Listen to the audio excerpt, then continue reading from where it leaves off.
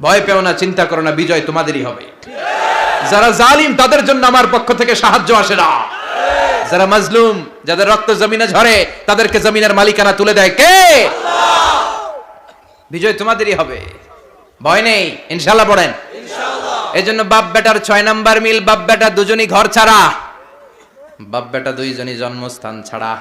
বিশ্বনবী মক্কা থেকে মদিনায়, আর সাইয়েদনা ইব্রাহিম নিজ এলাকা বাবেল থেকে গোটা বিশ্বের আনাচে কানাচে।